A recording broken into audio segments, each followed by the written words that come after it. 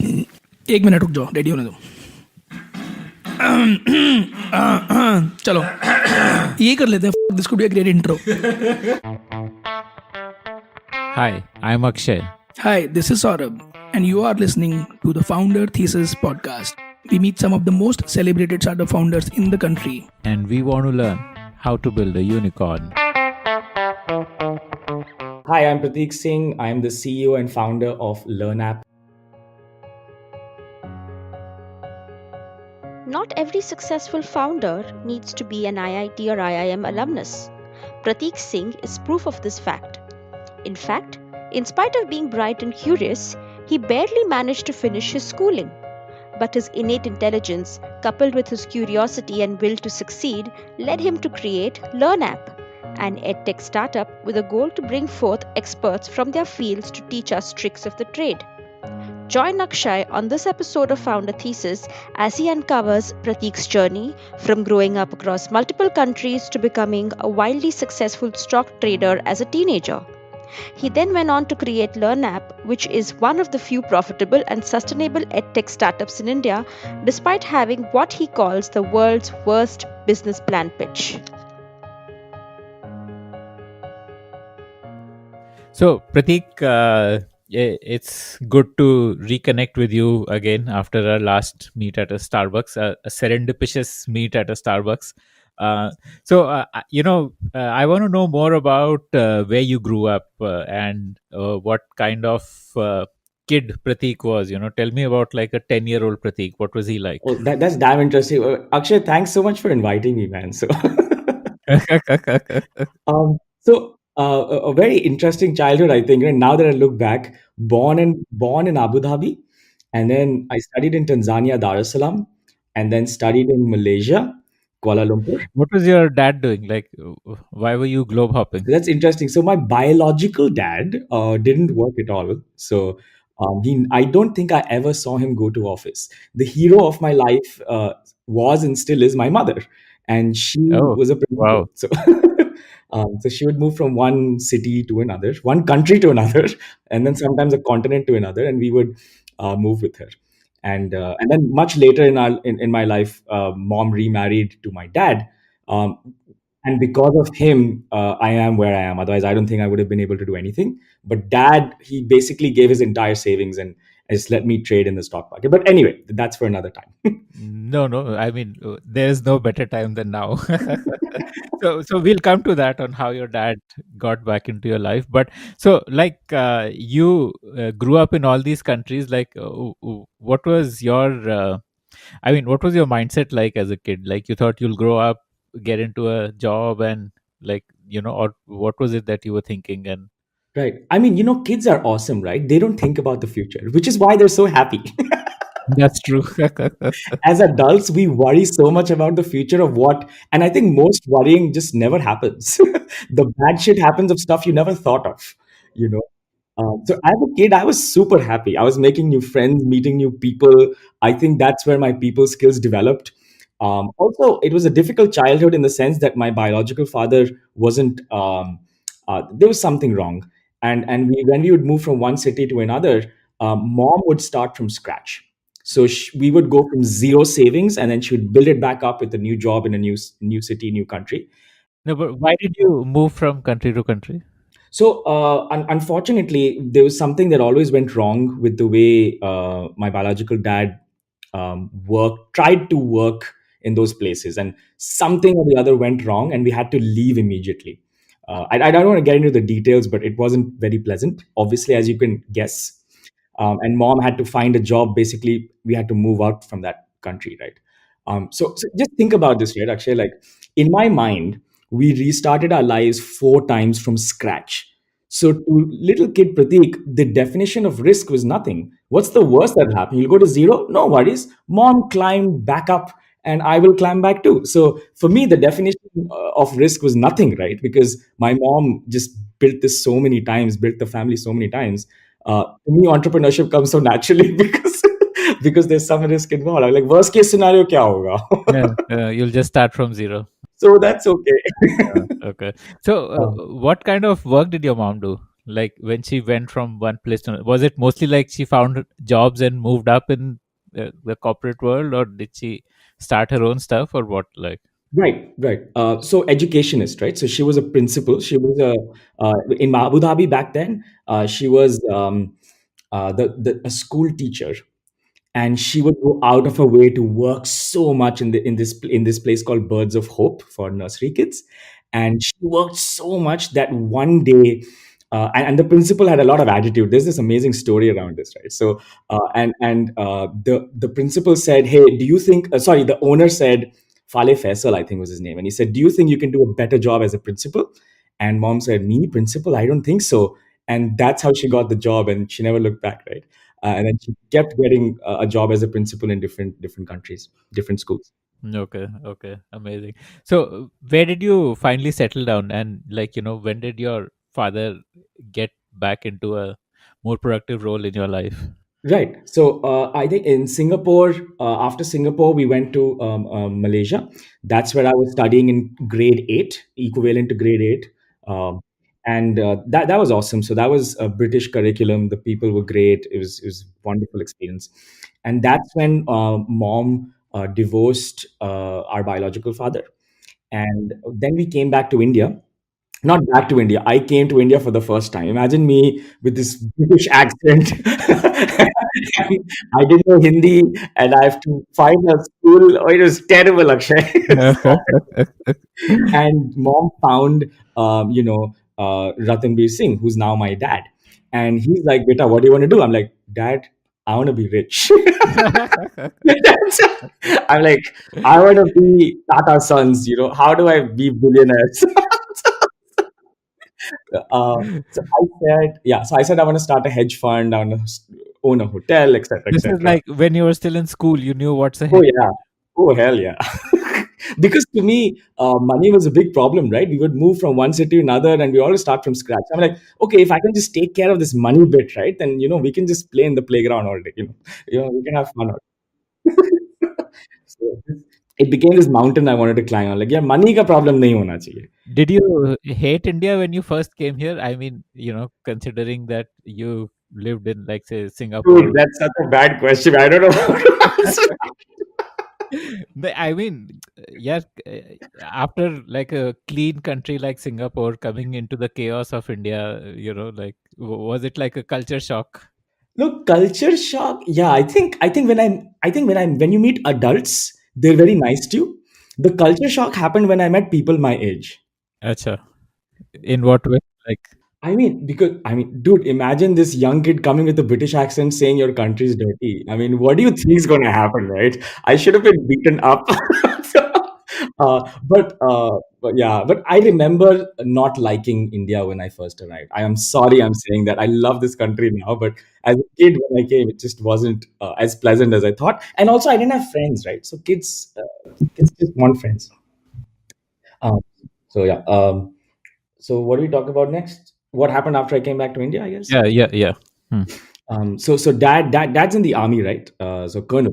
So we were in Delhi, Chanakyapuri, and obviously no friends, no school, and no school admitted me into their class 9 because they said आपको हिंदी नहीं आती, आप पास नहीं करोगे, आप बोल नहीं सकते हो, लिख नहीं सकते हो, मेरा वो डाउन हो जाएगा. You go back to class 8. मैंने बोला यार क्लास 8 फिर से जाऊंगा. वैसे ही I was 1 year or 1.5 years over age. So I'm like, I'll lose like 2.5 years.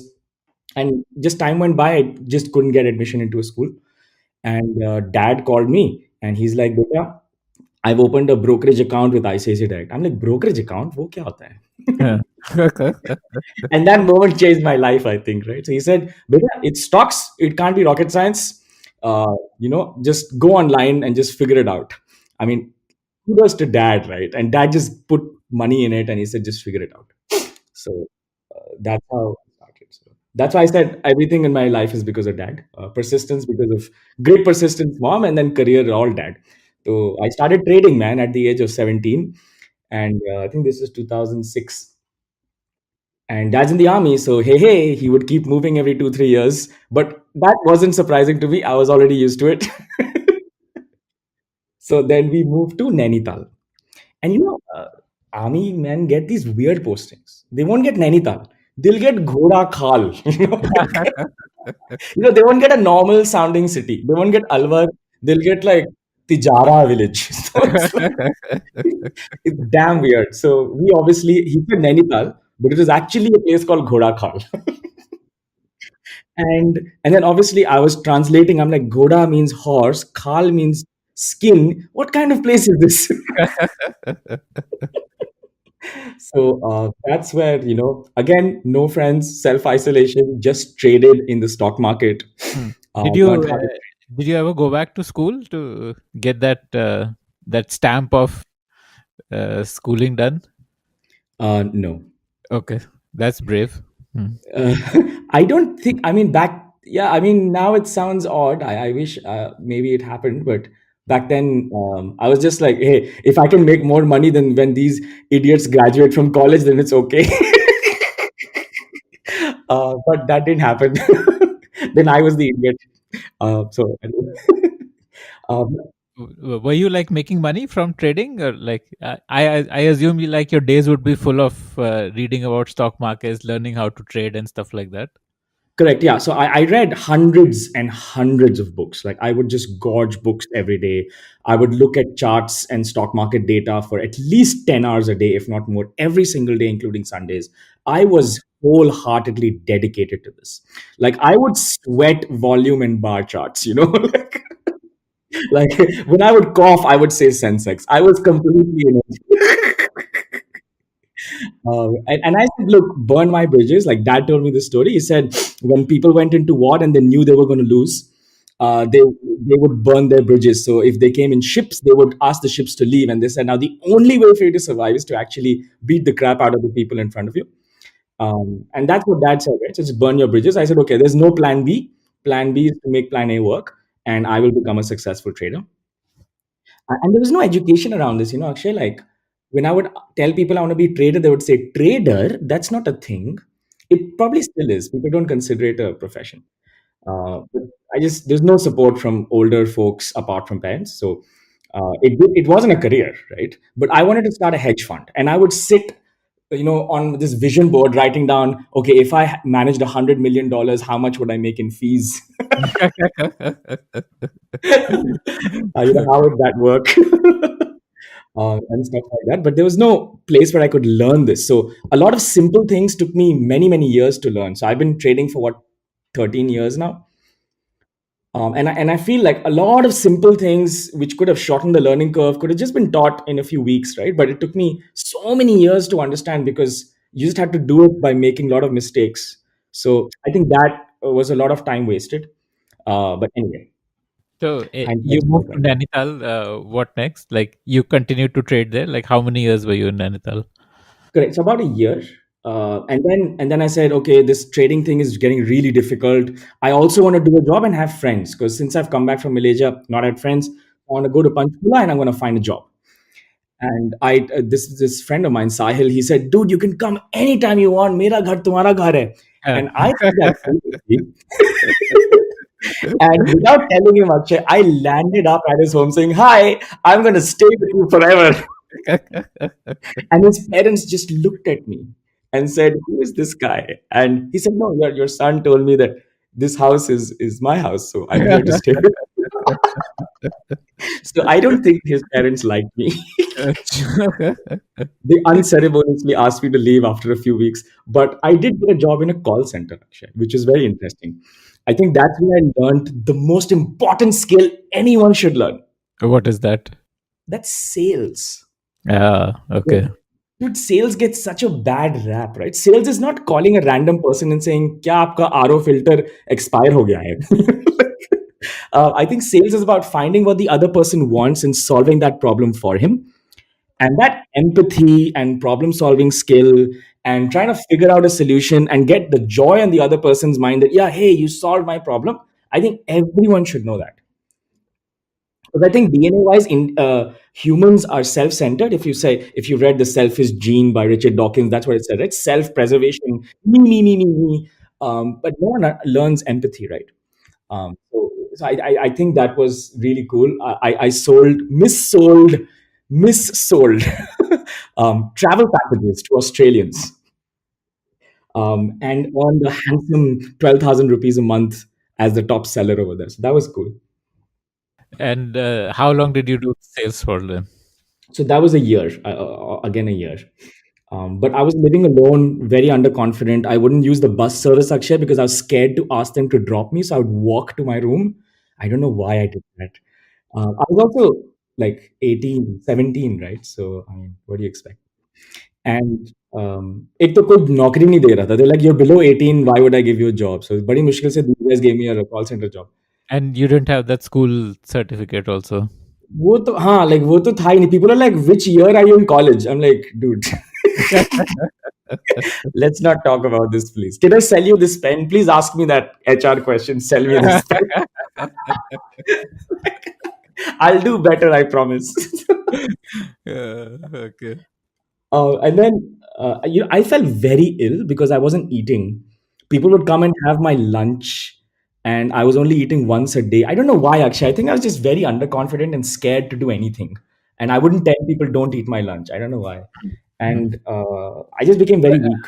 I just I'm not able to picture you like that. I mean, Because I'm a you fat ass now. no, not in that sense, but you being underconfident. I mean, you moved from country to country. You saw your mom building stuff up from scratch, and I mean, how did you get into that kind of mind space of being underconfident and so underconfident that you couldn't tell people I want to eat my own lunch?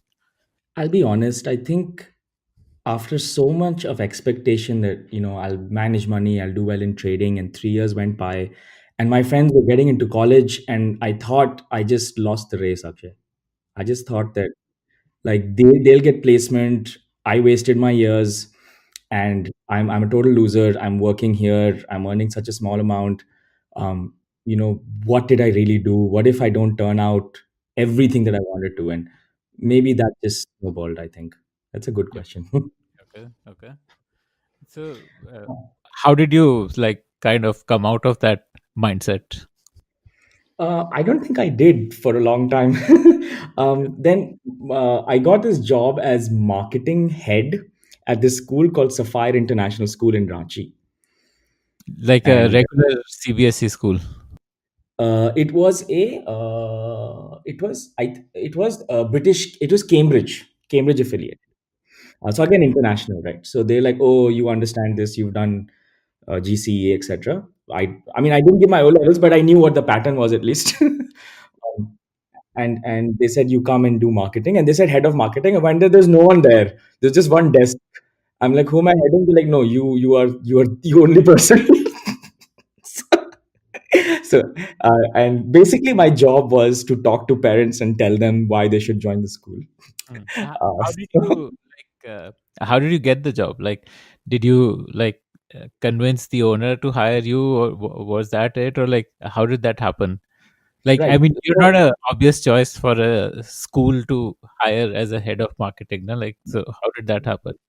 absolutely. So I mean, again, I didn't do this at all on my own. This podcast sounds, like me demeaning myself too much, Akshay. But to be honest, I just speak the truth. My mom was working at the Fire International School, and she said, "We need some help." And I worked for free for a few months, and then I went up. I'm like, 10,000 salary मिल सकता है क्या, please?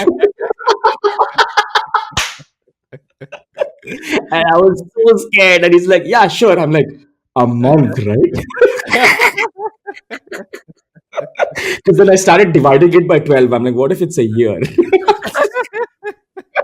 He's like, "Yeah, yeah, per month." I'm like, "Okay, first को मिलेगा ना?" So that's how I got the job. Okay, okay. I'm sorry if I'm disappointing you, Akshay. There's no amazing story. So, okay, now something cool happened. After we got this marketing job, right? I think I did a decent job explaining people. But people are very confused why such a young 18-year-old boy is explaining why my child should go to school. So I shorted the 2008 crash. This is when the 2008 subprime bubble happened. And for people who don't know what shorting is, who are listening, shorting is when you take a position in the stock market saying that the market will fall, which means the index, that is Nifty, fell. you would make money, and if the index rose, you would lose money. And I put a short position on Nifty, and the market actually crashed, and I tripled my money in 2 or 3 days. Wow. Okay. How much money did you make? Good question. So my 33,000 rupee account went to a lakh. So in terms of monetary value, it wasn't that much, but I didn't tell anyone how much. I just said, dude, I tripled my money. I No, I like mean to think, that's all you had. No? So I mean, like, nonetheless, it is like an achievement. right. So I was super happy about that. And then I said, okay, the crash isn't going to happen again. Now what do I do? Because the crash probably happens once a decade, I guess. It's not like, so do I wait another 10 years? So, to be honest, you have to create systems around trading, just like you create systems around businesses to keep growing every quarter. And you can measure everything. So, how trading has to be looked on is that it's a data science. You have a data problem, which is the price. And you look at that price and you find irregularities. And based on those irregularities and probability, you can consistently make money in the stock market. Right? Okay. The Okay. problem is, how do you execute regularly with full discipline every single day for a year? People are not able to do that.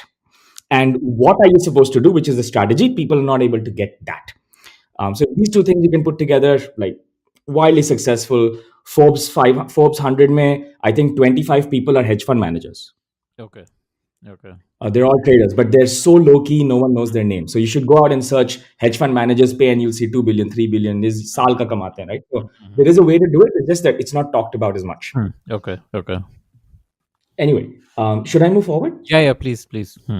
So after that, I said, okay, it seems like, I mean, I want to make money, but this seems like the compounding of this at 30% a year will take a few decades to reach $1 billion. So what do we do next?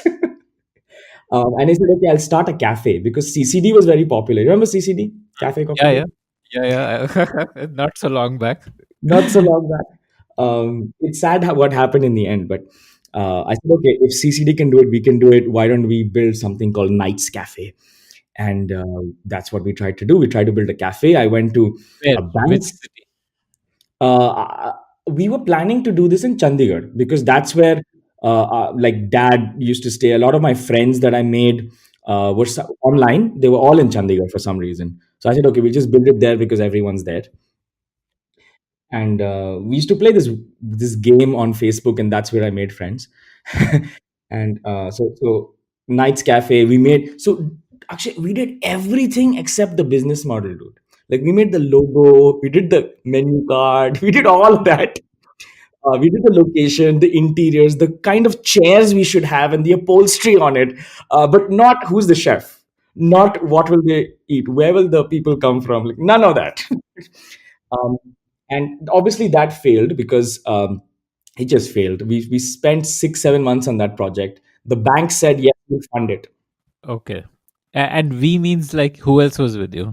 So me, Swati Sharma, who was my friend, still is, and I reached out to her because her mom was in the bank, and I said, "Hey, we need a loan to build this really awesome cafe. So can I speak to your mom?"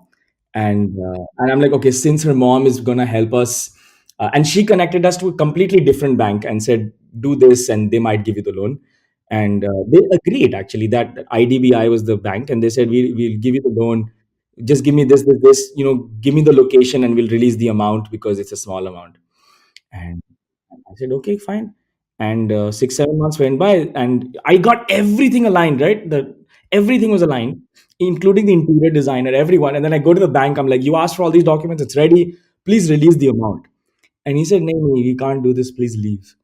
And it was just sad, right? Just sad. So a lot of time went over there, and that didn't start. But I learned a lot. I learned that. Just because people agree, you shouldn't believe that they'll do it. Words are cheap, actions are hard. And you asked we, so then Swati Sharma, Ankush Oberoi, who's my friend, Mayank, Atharv, and Gaurav, these were all friends of mine. And we all said we'll start this, and we decided equity and all of that.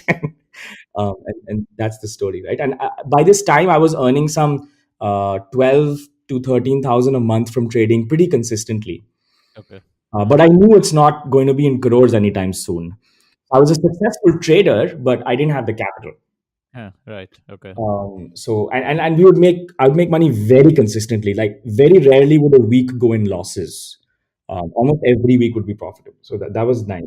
But it took a long time to reach there, I guess. Um, and then I'll just fast forward. Then there were two other companies I tried to start, which were online education on trading.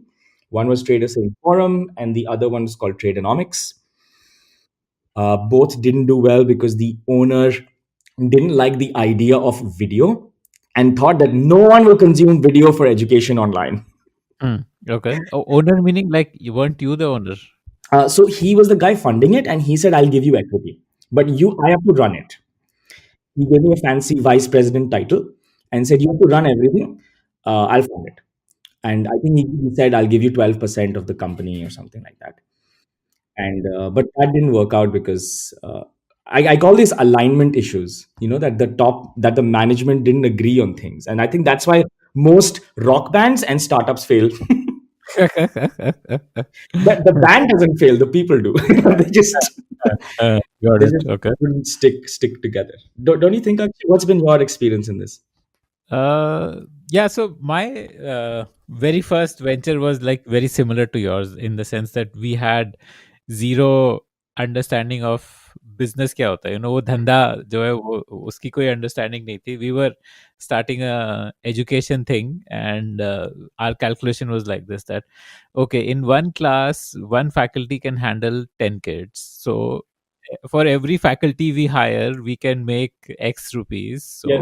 So we just need to hire lots of faculty, and so again, no, we did not even stop to think कि अच्छा वो faculty से इतना कमाएंगे लेकिन वो बच्चे कहाँ से आएंगे, so that so yeah, I completely relate to what you're saying in terms of the newbie mistakes. And eventually when money doesn't come in early, then I've also seen that the differences kind of crop up, but because once money starts coming in, then you make your differences, like typically you would make more efforts to go in the direction where the money is coming. The alignment might happen just because you see money coming from that direction, so you're automatically aligned, so I think probably maybe in your case the money didn't start coming in early enough. That could be the reason.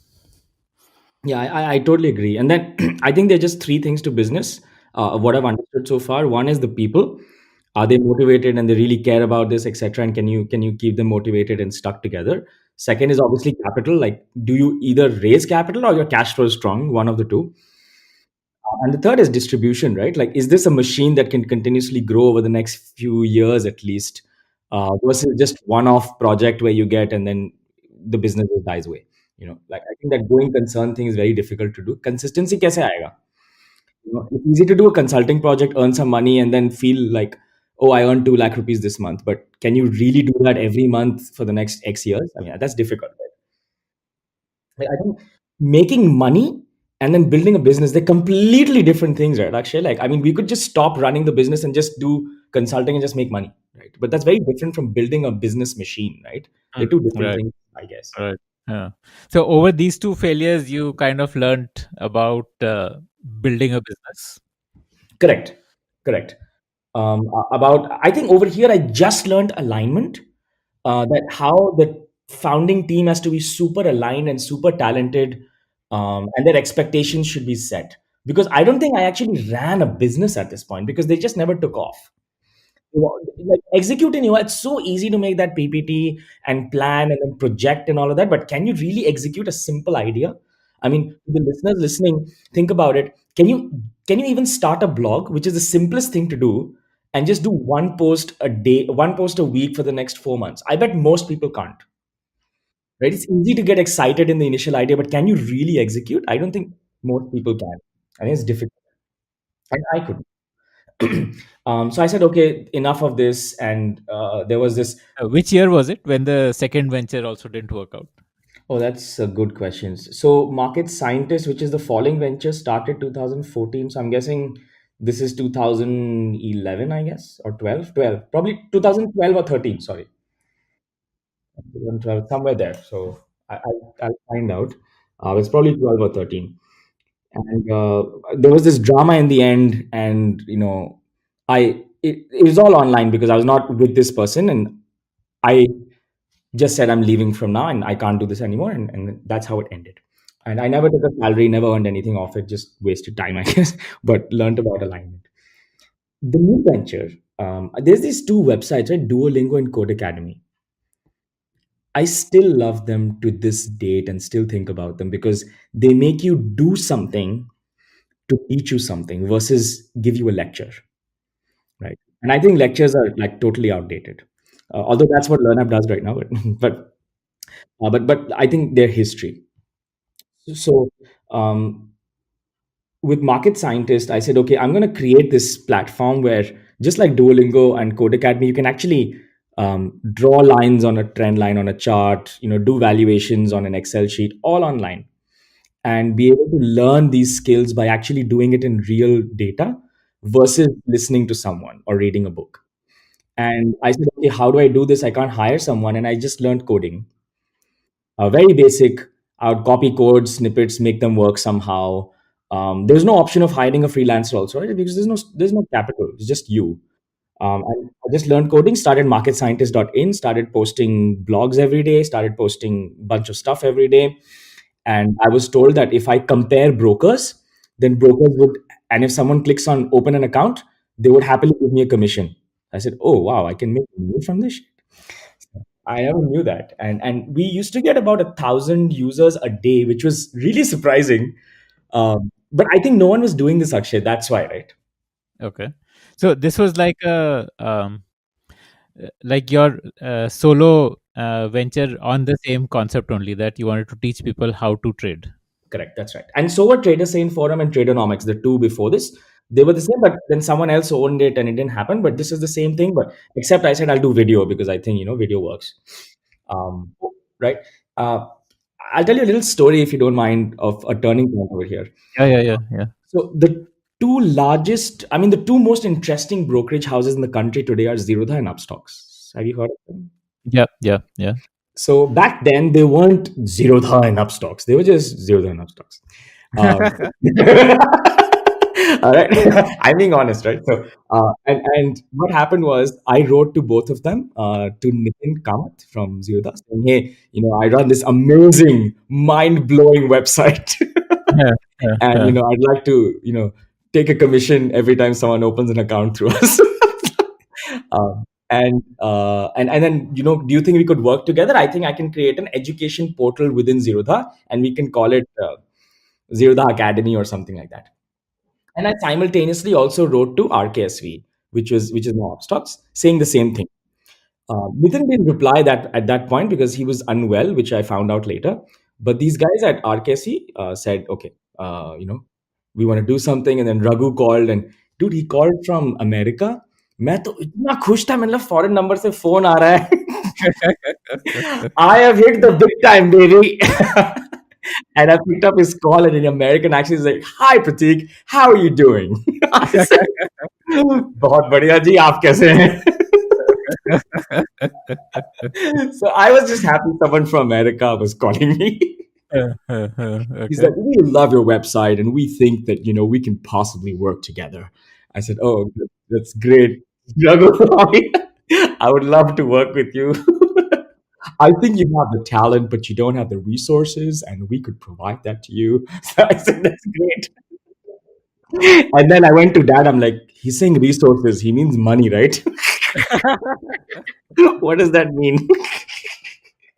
uh, so eventually, basically, we talked a lot, right? Okay, we'll start this new venture and we'll teach people, and they have all these users. They had 12,000 users back then. I think Upstocks today has, I think they have like 10 lakh users now or something like that. That's crazy, right? There were 12,000 then, so that's crazy. And they said, okay, we'll build this, and education can be a big funnel for us. And it's great, and I believe in education. And Ravi actually believed in education. So did Genie. So did Nitin. Actually, they all do. And we spoke a lot. And he said, Pratik, let's meet on over the weekend. I said, okay, but you're in Mumbai, right? So he's like, yeah, yeah. I mean, we'll send you tickets, obviously. I'm like, oh, that's great. Can you please add breakfast to it, please? I don't want to pay for the sandwich. Not good anyway. Okay. And surprisingly, dude, at that point, suddenly Nitin replies saying, hey, Prateek, sorry, I was unwell. This is really cool. I'm coming to Delhi on Saturday. Let's meet. I was like, wow, Nitin wants to meet me. Holy shit. I was damn happy. And I told this to RKSV guys. And they're like, okay, I'll call you back. And then I get an email, Akshay, saying, we don't want to meet you over the weekend. I've sent you a ticket for tomorrow morning, 5 o'clock. Before you meet Zeva, you have to meet us. And that's great, right? So I was like, oh wow, this is fantastic. This was great for my confidence, by the way, which was, as you know, low all the time. And I went to Mumbai, and a few drinks later, I was sold. We went to this bar, I think it's Tiki Bar or something in Bandra, and they were just great, man. They were just fantastic hosts, and their vision and everything was perfect. And in the end, I also met Nitin that weekend, and in the end, it just seemed, because I'd spent so much time with Upstocks on like thinking on what the platform should be, what the content should be. I said, okay, we'll build Trade Academy together. Plus, the daru would have helped. I think so, man. Like, damn, the Daru changed everything. Uh, but to be honest, I've met a lot of the owners of a lot of brokerage houses.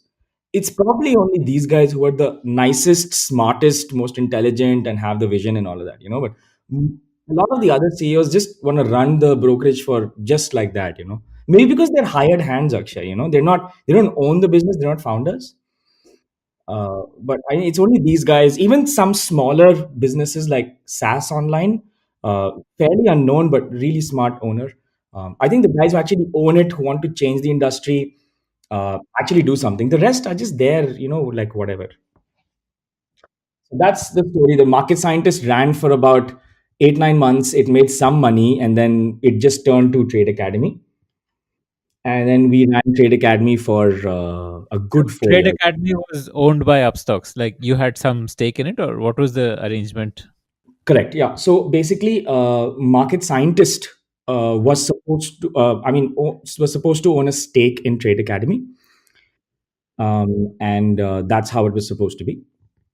And to be honest, I think a lot of what I've learned from business is from Ravi, Srini, and Raghu. Like, there's no doubt about it from Upstocks, right?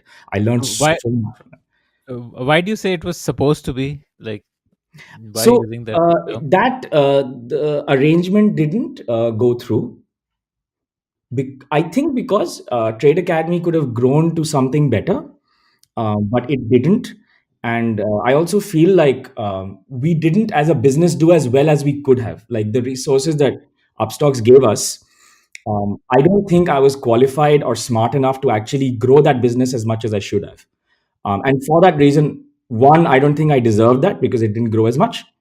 And two, it just seemed like Upstocks wanted more accounts, which made sense for them. And I wanted to monetize education, right? And they are like, no, don't monetize. And if you monetize it, it should be a decent stream of revenue, and they're completely right. And if you're not monetizing it, then open accounts. Do either of the two. So I don't think we did either great. We would make maybe 5, 6 lakhs a month, which is not great. Right? Maybe some month you would make like 8, 9 lakhs, but again, that's not impressive. So I would say, because I was not able to align all of this properly. I didn't know how to run business. I mean, I probably still don't. It didn't work out for that reason. But I mean, if you look at them, they've gone to like 1 million users, right? So I mean, they obviously knew what they were talking about. Mm-hmm. They are still running Trade Academy. So after I left, Trade Academy shut down. Do you think that's sad, Akshay? Like, I mean, I don't know what else should. I really tried to make it work, and we did a lot, but it just didn't happen. But I guess it is what it is. Uh, Zerodha also has that Zerodha Academy, na? And I've heard a few interviews of Nitin Kamath talking about how that is like a major asset for them, the Zerodha Academy. Yeah, they have something called Varsity, run by genius Karthik. And Karthik's super smart, right? He just writes blogs, and there's nothing special in writing a blog. But what he did was he just wrote the best damn blog in the world.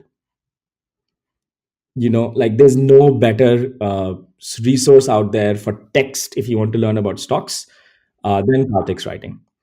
And he just became so damn good at it. If you remember that Three Idiots wala line कि अगर तुम घास कटना बनना चाहते हो लेकिन best घास कटर नहीं बनते हो तो what's the point? I don't know who which movie said that. I think that's what Karthik did, right? He just wrote his heart up, and people love it for that reason. And it is a huge asset. And the thing is, they don't sell Zerodha on it. So if you read anything in Varsity, they don't say open an account. They don't say Kite is awesome. They don't say anything like that ever. Uh-huh. It's It's just pure education. yeah, it's pure education. It's very clean. And Karthik was very clear about this. He's like, I want to make this only about education. If it brings us goodwill, great. If it doesn't, then it doesn't. But yeah, I mean, he was totally right. I mean, yeah, I would be like, nay, plug in my brokerage company here. But Nitin didn't do that. So that was good. So anyway, after Trade Academy, that shut down, unfortunately. And then now is the fifth startup, which is LearnApp, where again, I would say I think I've learned the most ever. And LearnApp basically today has 1 million people landing on its Before you come to today, tell me how it started. Like, LearnApp. what was the well, you decide to walk away from Trade Academy, and then what was going on in your mind? What led to LearnApp from that Trade Academy walking away? Right, I mean, I would rephrase that. I didn't walk away. I think we both walked away because both of us couldn't make it work. So not that it's their fault or anything. So after that, honestly, I had no plan. So after that, my wife was working in Mahindra Finance, Akshay, and she's like, "Mujhe off lena hai. I don't like this job. I don't like this job," for a long time. And then one day, suddenly, I'm like, I'm not no longer part of Trade Academy, and we both of us have walked away from the project. And she's like, "What? I wanted to quit. You quit?" I'm like, "Yeah." She was a bit upset.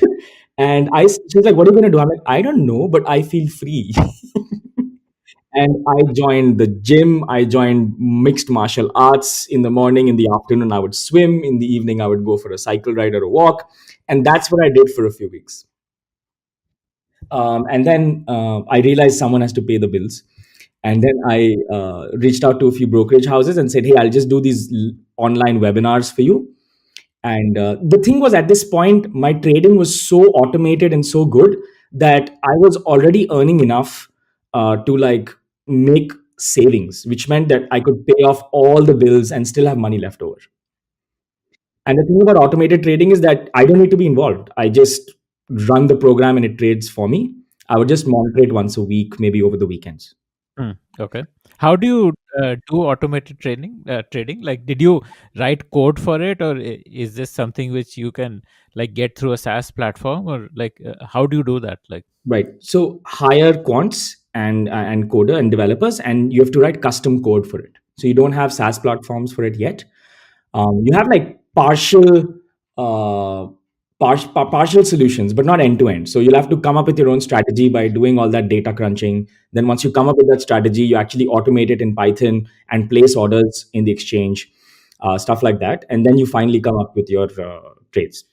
so So you like do like a API connection to some correct. broking platform, and then Correct. your Python based software executes trades based on the algorithm that you create. Yeah, absolutely, and it doesn't cost anything, right? So the API itself would cost 1,000. Some people even give that for free.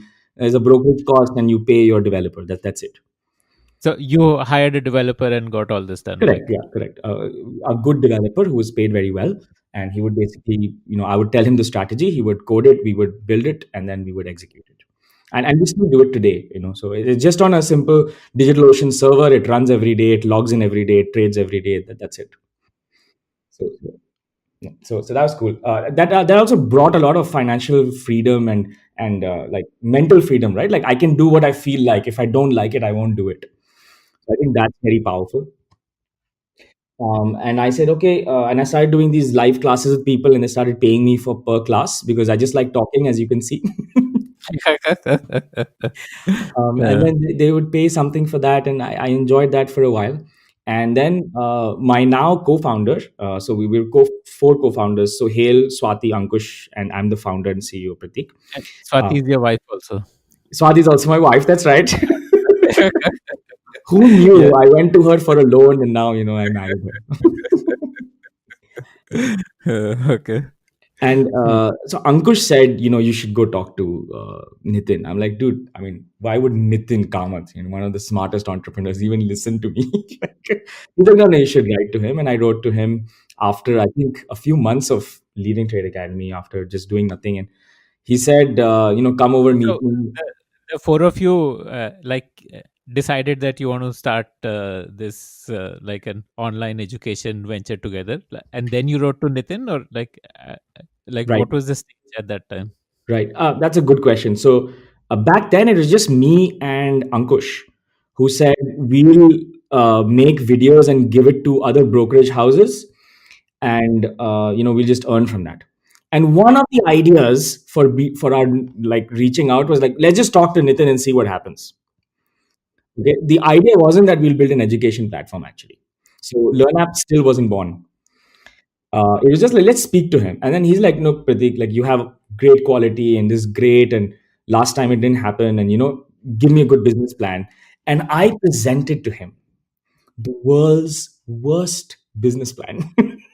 But I What? made sure it was the world's worst. I mean, I tried my best, but it was the world's worst business plan. I still have it saved. Someday I'll show it, publicly of what not to do. So, these are the list.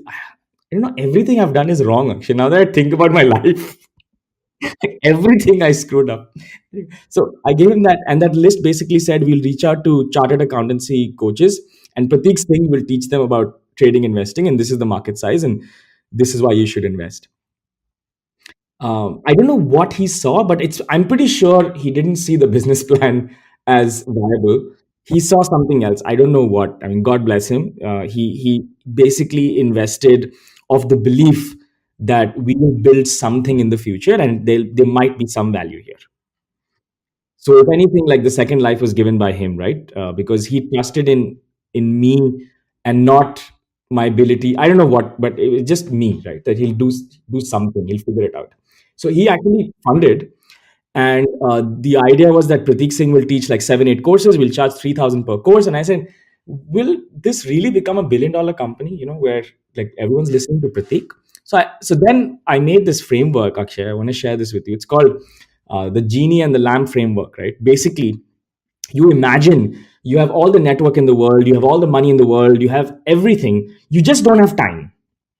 Okay, that's the only constraint you have, and you design a plan that you can do with the current team you have. So you can't hypothetically place Larry King on your team or Barack Obama on your team. Like, so you just place with your current team, what would you do if you had these unlimited resources? So I said, okay, if Warren Buffett is teaching investing, if like Barack Obama is teaching how to talk, etc., I think that would be interesting.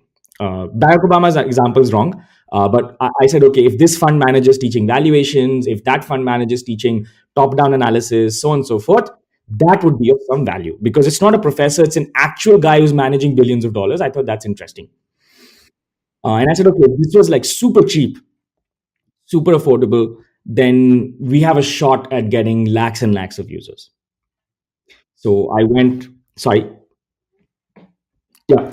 So I went on again my Photoshop skills because by now I was designing all these previous startups. I used to do the design, right? Oh, by the way, when I was in Fairview, to get us through school, that's in Malaysia, I would work in Fairview's admin office after hours, and they would pay me in kind by giving us the uniforms and also reducing the fees slightly. So that's how the school happened in Malaysia. So my basis in design was built there. So even today, like I'm heavily involved in LearnApp's design. And I made this page, right, Akshay, where I put all these faces of these people and said, Fala Dhimka person teaching, Ashish Chauhan, Bombay Stock Exchange teaching capital markets, so on and so forth. CEO of Bombay Stock Exchange teaching this, and I made all these faces on the Photoshop, and I said, "This is what I want to build." And I literally went to all those people with that Photoshop file and said, "मुझे ये बनाना है, क्या आप LearnApp पे सिखाएंगे?"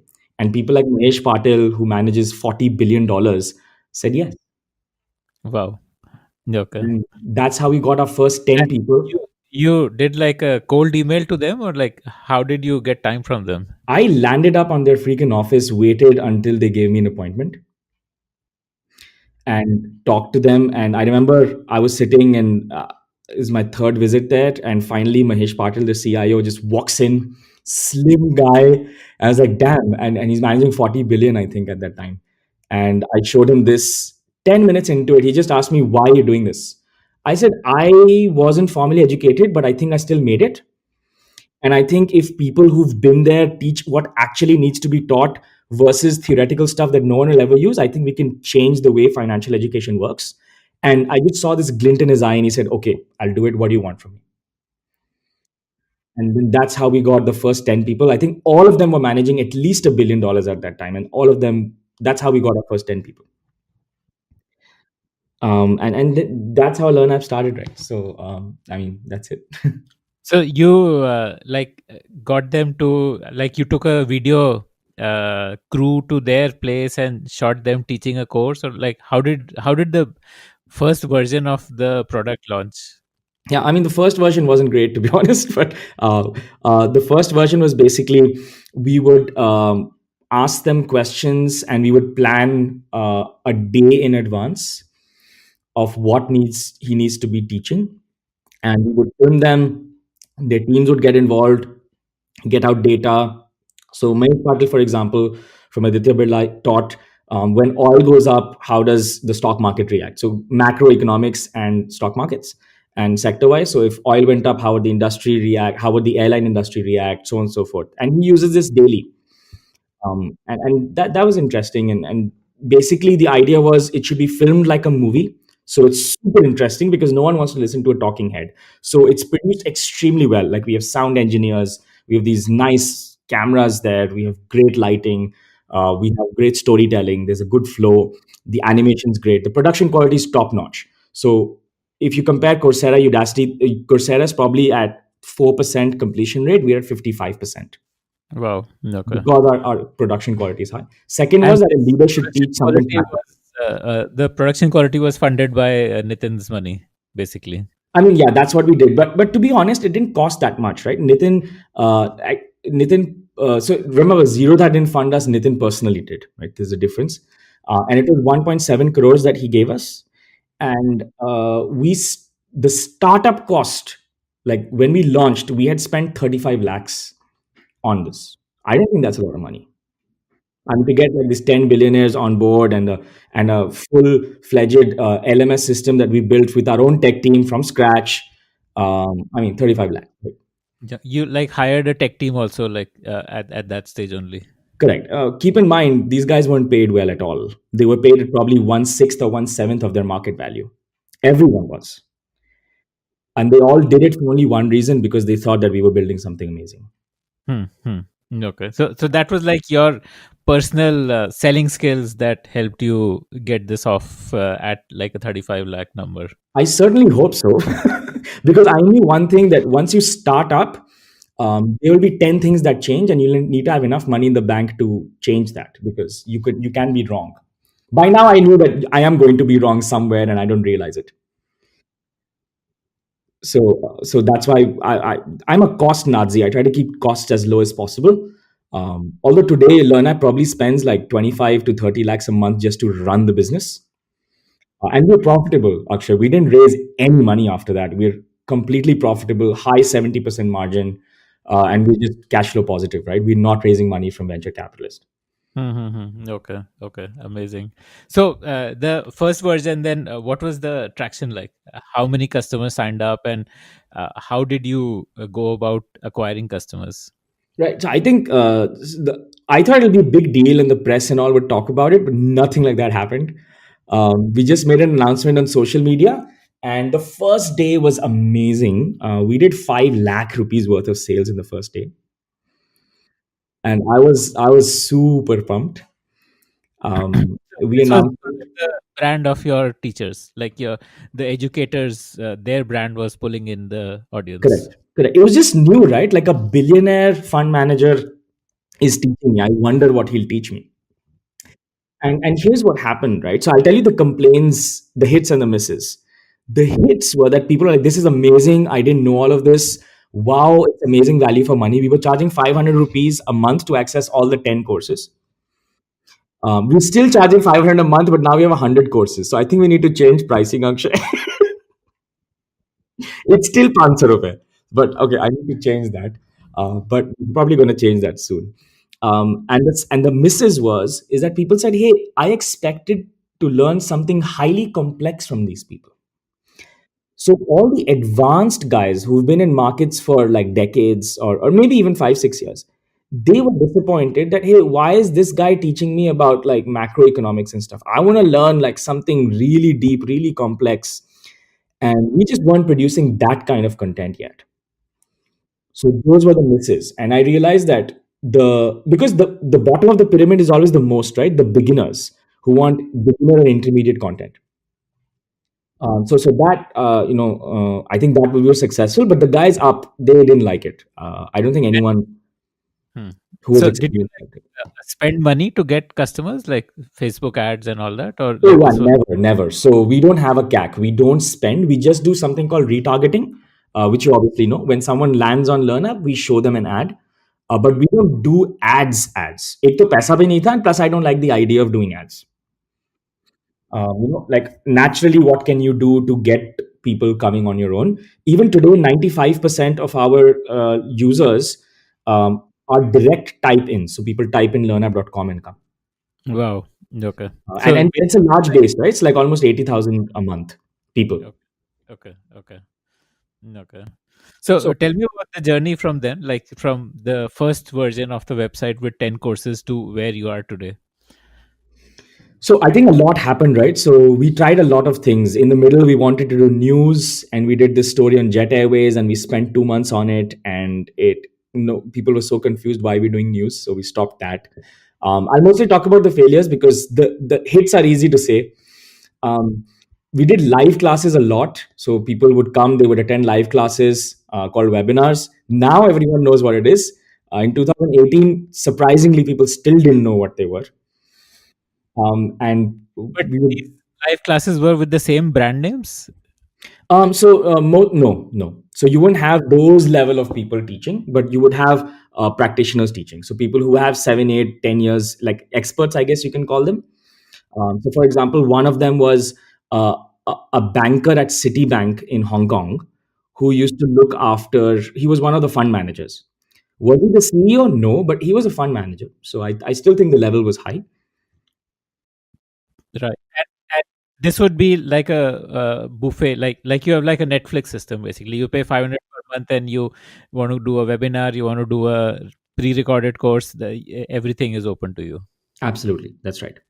Okay.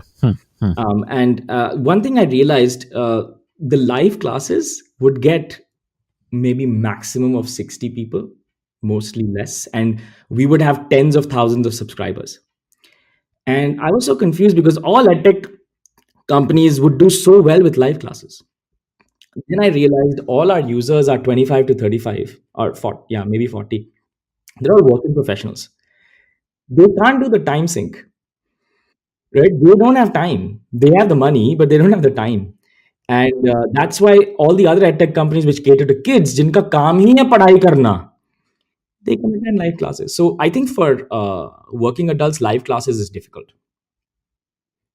So that's one thing took a while for me to understand. But yeah, that's what it is. And now what we're doing is we basically infiltrate, if I can say, Facebook groups and different Telegram groups, and try to teach people trading, investing, and say, brought to you by LearnApp. And if they like it, then they basically tell their friends and come to LearnApp. That's how we acquire our users. Okay. As in you post videos and the video also includes a LearnApp branding. Correct. We'll do something useful, and then we've partnered with Cred, Kotak Bank, Money Control, lots and lots of partners, and basically those partners, we it's like a barter. where we give them education for their users. And if those users want to upgrade, then they can subscribe to LearnApp. So the partner gets content, we get subscribers and exposure to a large audience, and that's how we get. So imagine this, right? There are 30 lakh traders, investors in India who are like active, not investors, maybe traders, and 9.8 lakh visited LearnApp last year. And you don't need to do ads for that, right? You just need to go to the right places where these guys go and just be there, and things can work out. Okay. So your focus is still like on trading, or you also offer other courses now? Right. So I've always wanted to do non-trading, non-investing stuff, but is that all the affinity of our users is so close to trading investing? It's just a little difficult to do a non-trading investing course. And we did a few, right? We got Gopalakrishna from Tata Sons and Vani from Pepsi Direct. She's the director at Pepsi, and they all taught their thing. Vani taught marketing, and Gopala taught management, and those were huge successes. But not as successful as the traders, because most of our users want to learn trading. So I really want to go into like programming and all these other things as well. But only time will tell whether we'll do that in 2021. Okay. Although once you go into like say coding and all, then that would kind of I mean, there are so many other people who are True. doing coding and True. stuff like that. So maybe being the king of your niche is a better strategy than. Correct. Correct. And this is what a lot of venture capitalists I speak to also say the same thing. And I agree, right? Right now, this is a blue ocean. Why should I enter a red ocean? So I completely understand. Yeah. Yeah. Okay. So the initial courses were like short courses which were Yeah. giving broad overview. So what are the courses like now? So we've improved a lot, right? So now each course is up to 6 hours, 3 hours long. It's super deep. So now we would spend at least 40 to 45 hours in pre-production before we even record the first line. Previously, it was just a day of production, if you remember. A lot of those earlier courses have been deleted now because the level has changed completely. Like the amount of commitment it takes. Imagine Ramdev ji, who's the CEO of Motilal Oswal, he participated. We spent 12, no, almost 13 hours with him. And I mean, I couldn't take out 40 hours with him, obviously, right? Because I think his business alone is worth $2 billion today. And him giving 13 hours just to prepare to teach investing. And then we shot him for another full day. And he has so much energy. He must be decently old now, right? But he had so much energy to make this happen. And what was his motivation? I hope people can learn from this, because you guys are spending time on production and making sure that it's learning and not an interview. He actually opened Excel sheets of companies and explained things so that's amazing, right? Where else can you get that? Okay. Okay. And do you pay your instructors? Like, No, we don't. So these are all done. Usually, the people we reach out to are usually earning really high amounts.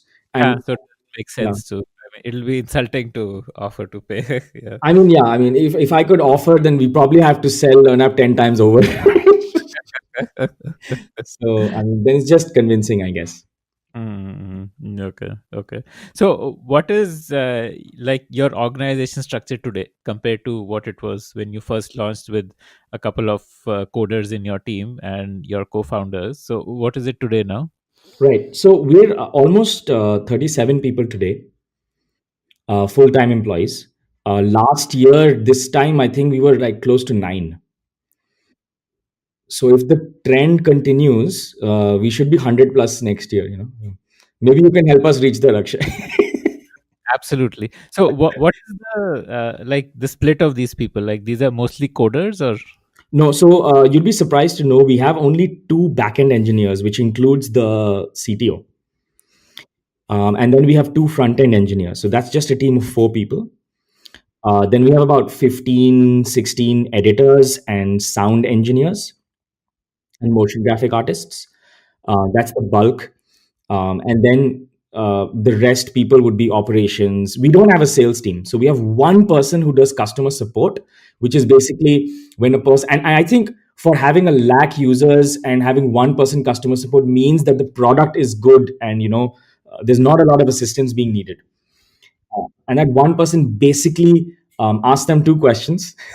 First is, did you enjoy LearnApp? How can I help you? If that person says no, he solves the problem and leaves. If he says yes, he says, hey, would you like to upgrade to a 12-month plan? And that's it, right? So that's how that works. And the total is 37. The rest people are writers. So we write voiceovers. So imagine anything that has to be written, right? Actually, has to be structured in such a way that it waterfalls into a logical meaning, so that the person understands it in a story format. Telling versus explaining are two different things, and we are dealing with non-teachers here. So we have to literally teach them how to teach. And that happens through structure. So we have curriculum designers and writers who do that. That's how you spend those 40 hours with the mentor before the actual shoot happens. And if someone says no, I can't spend 40 hours, then he's not the right mentor, because he's not doing this for the love of teaching. He's probably doing it to be seen or have a nice trailer being made for him. And those are the wrong reasons to be on LearnApp, right? The right reason is to be like, can I have an impact on these people? You know. Mm-hmm. Okay. So, in a way, it seems to me that you are a lot like, say, a Netflix rather than an upgrade, because I mean, you are very, very clearly in the business of creating content, and you have like a similar approach on how you're selling it, like a buffet system kind of a thing. And so what do you think about that? Right, absolutely. In fact, last year, that's how I described LearnApp, that we are the Netflix of education. Now, I think it can't be further from the truth. I hope next year, if we meet again, things have changed. So, right now, people come, they pay a small fee, they learn everything they want to, and they leave. The next evolution, 2021, we've introduced this already. These are advanced courses. I think these are the best designed courses in the world. And I'll tell you why. These courses last 2 to 6 months. Number one, they're taught by actual fund managers who manage, again, billions of dollars, but they're spending 8 weeks with you, live live classes, and it's recorded. So you'll spend 70 hours with these people. You will also spend uh, 10 meetings with people from the same industry, who will give you actual projects and say, hey, make a trading system out of this, solve this problem from me. So Goldman Sachs, S&P, DSP, Merrill Lynch, Bank of America, these people participate, and they actually give you real world problems to solve. You solve those problems, and then you graduate and get certification, and we'll have some placement support after that as well. So And what what we are do. these courses on? Again, on trading, or? So right now, again, we're doing completely focused on trading. So if you want to become a quant, which is what you asked, how do I automate my trades, right? That's a skill no one's teaching, and we have some real managers who are teaching this skill from around the world. And it's a 25,000 rupee program. It's for 8 weeks, and you learn it with an actual fund manager, and you'll come out as a quant. Like it's built that well, and we have a Bombay Stock Exchange certification on it as well. And a lot of other hedge fund managers participate to make you there, because even they want to grow their industry, right? And they don't know where to hire. So why don't they just train people here, and then we can create those people? And we're going to launch some 20 advanced courses next year, Akshay. Hopefully, it's not only in investing; it's also in other subjects. Okay, okay. So that will bring you closer to like the traditional edtech companies like Upgrade and all, like I mean, in the. I think a lot of other companies still have. So I don't believe professors should teach. All other edtech companies are still getting professors to come and teach and doing certification with them, etc. I'm completely the opposite. I'm saying we have a doer mentality, right? LearnApp is be a doer. You learn from doers, you get other doers to come and teach you, and that's what makes you qualified, not because you have a degree or a diploma from a known institute.